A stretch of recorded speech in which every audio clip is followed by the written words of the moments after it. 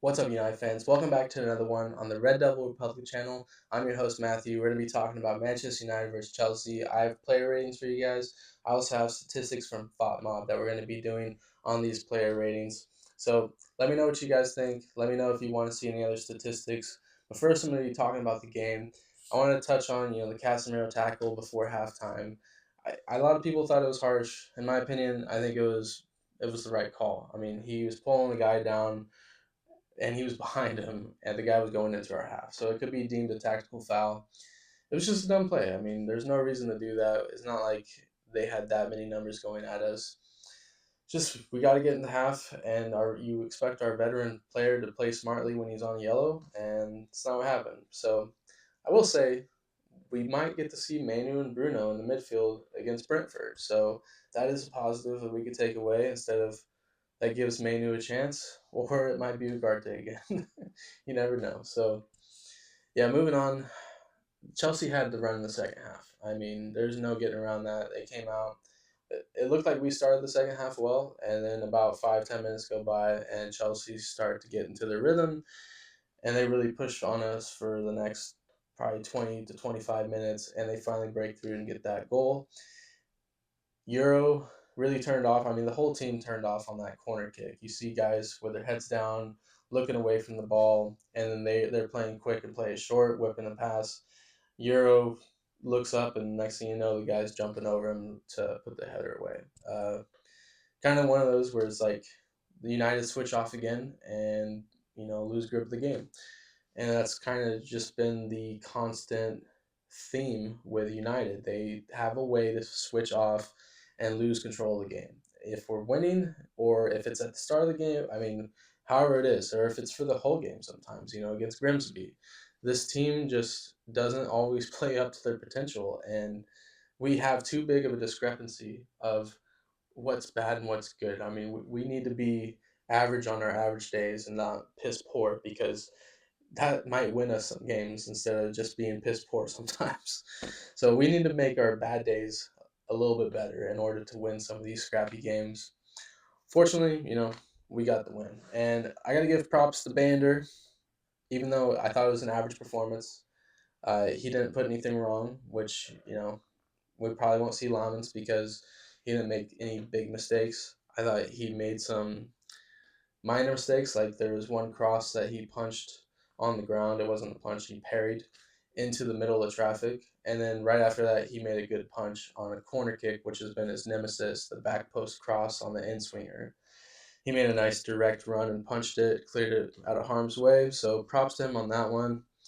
But I was upset with that one that he parried in the traffic instead of trying to catching or like hitting harder with his fist.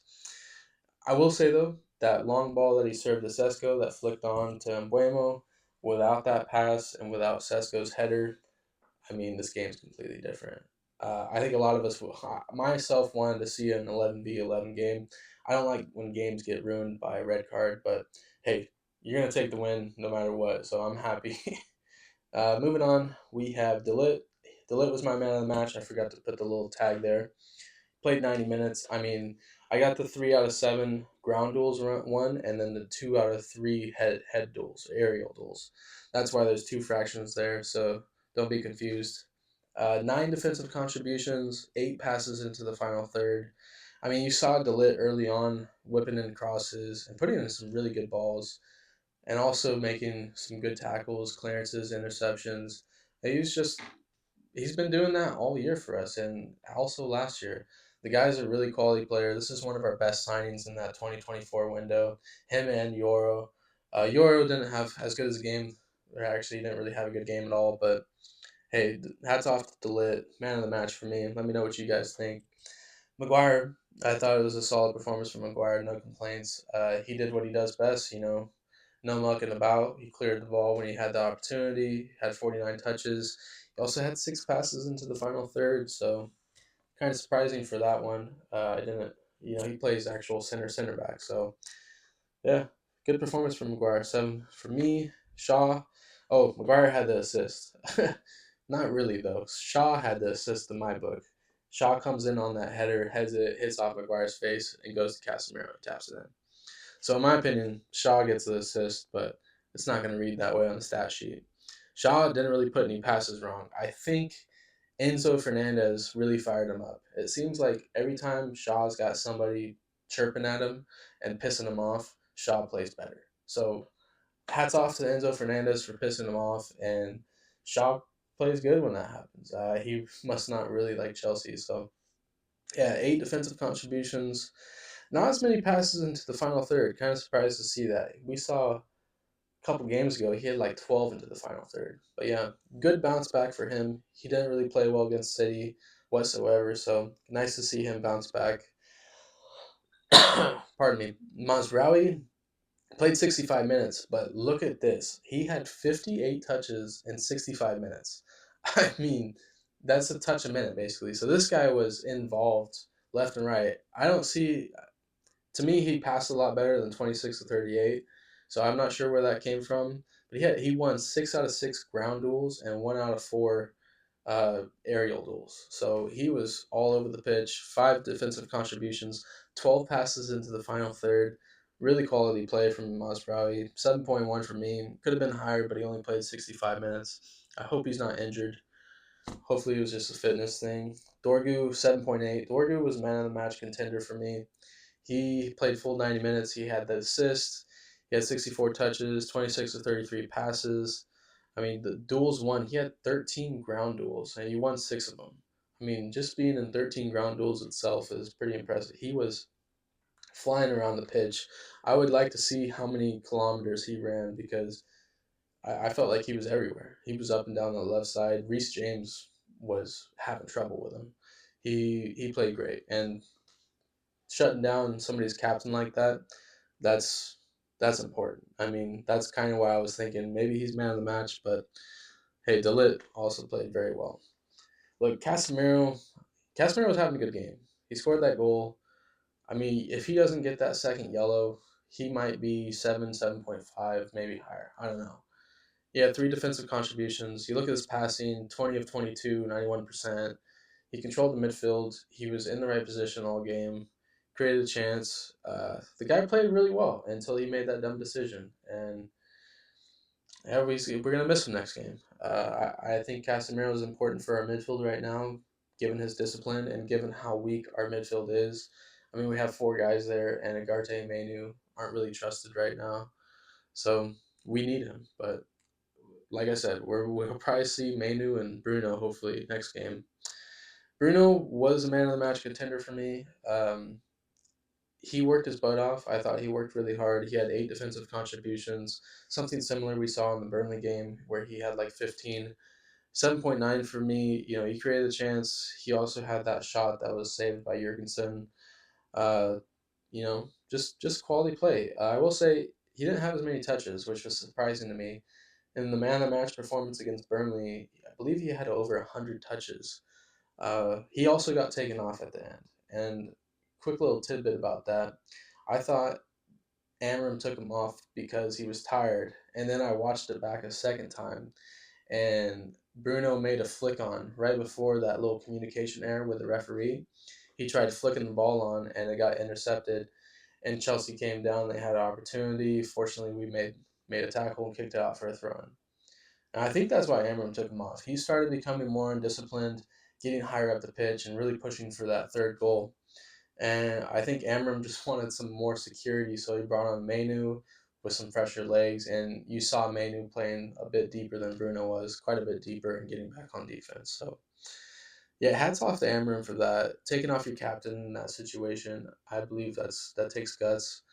And it's tough to do. You know, you want to rely on him, you want the players to feed on him, but at the same time, if he's not being disciplined and he might ruin the game for you, you can't afford to tie that game. So I thought that was a really smart move. Looking back on it the second time, I questioned it at first, but hey, it worked out. Ahmad, look, 11 defensive contributions for Ahmad, 90 minutes played, 25 to 27 passing. That's phenomenal. I mean, the guy played really well. Defensively, all over the place. I think it was a great bounce back game, given the fact that he played poorly against Man City, and he played in that same position, that left sided attacking mid role. And this game, he worked his butt off defensively, and I think that's kind of what was missing. Seemed like his work rate was kind of down against City. This game, he was all over the place. That left side with Dorgu and him, I mean, they were shutting it down. So good job to that side. And Buemo also worked harder defensively. I saw him getting back. It almost at times we had four players in the central midfield, so that might have been an adjustment on Amarim's part. He might have told the team, like, look, we need more players defending. We need some more effort in the defensive area because a lot of teams defend with 9, 10 players all the time. So for us having two players up front, a lot of times Buemo and Sesko will be sitting high. It leaves us vulnerable. So I think Embuemo and Ahmad getting back and helping on defense really made a difference for us. Sesko was a hard one to rate. Without that flick on to Embuemo, the game is completely different. And I also had to give props to Bander because Bander played that ball to Sesko. So without that happening, I mean, this game is completely different. The red card doesn't happen. Uh, Tough one to rate too because he only had 8 touches, 3 of 3 passing, and it's just kind of he's putting in that graveyard shift. It's funny though because you think about it, and when Mount and Cunha were playing like in that false nine role, they didn't have an issue getting touches on the ball. They got involved in the game. So I think Sesko's adapting, but I also think when we play him, we're playing more traditional number nine. They're not. He's not coming back into play and receiving passes and building up. So it's a bit different play style. Ugarte came on at halftime for Sesko, obviously because of the red card. I think it was a defensive substitution. He didn't trust Mainu. He needed the energy for the legs. So Ugarte came on, covered a lot of ground. I thought he played well. I gave him a 6.5. 7 defensive contributions. He really was flying around the pitch. I watched it back a second time. Like I said earlier, I mean, the effort that he put in is just night and day to what Mainu does. Mainu's got that technical ability to go forward, but Ugarte just works a lot harder defensively. And in that type of game, that's what we needed. So I wouldn't be mad about him not playing Mainu in that situation. So hopefully fans aren't pushing on that too hard. Look, Cunha came back. It was nice to see him in action. I actually was hoping for him to start, but he only played 25 minutes, so I'm guessing that hamstring, you don't want to push it too much. Hamstrings are finicky. 4 defensive contributions, 16 touches, 5 8 passing. He worked hard. Not much to say. I thought since he worked hard, you can put in some work defensively. I gave him a 6.5. Might be a bit generous, but I really like Cunha, so being generous is okay. Mount, maybe I should have gave him a 6.5 because he also works pretty hard defensively. 9 touches. I kind of felt like 9 touches wasn't really enough to make an impact, though. He only had 1 defensive contribution, so I think that's why I gave him a little bit less. Yeah, yeah. Mount played okay. It was nice to see him back. We gotta keep these guys healthy. Euro, I marked down. I thought he was the worst performer of the game. He suffered on that corner kick, so I gave him 5.5. I think it was his fault, and he needed to be tighter to his man, and also paying attention. I mean, it's unacceptable to not be paying attention. I don't care how quick they play the ball. For you not to know that the ball's coming in is unacceptable. So 5 of 5 for me. Worst performance of the season from Euro. I mean, he's a great player, but he's also 19, so cut him some slack. He's gonna have bad games every once in a while. It happens.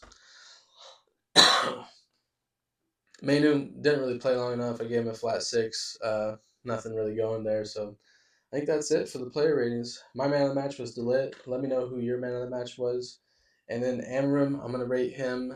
Uh, I kind of give him a flat 6 because this game was kind of flipped on its head. Maybe a 6.5 for Amram, just because you know when you have your game plan and then a red card happens so early, and then you get a red card. I mean, the whole game plan just flipped up on its head. So really tough to rate Amram on that one. It was really up to the players. Amram made some good substitutions, and I think it was smart of him to put Ugarte on at half, take Sesko off. I also think it was smart to take Bruno off at the end of the game. Bruno was undisciplined, and we had another 10 minutes to play. I mean, they added 7 minutes, so we needed somebody to lock it down. So Smart call from Amram. Let me know what you guys think about that. Anything else about the statistics that you would want to see?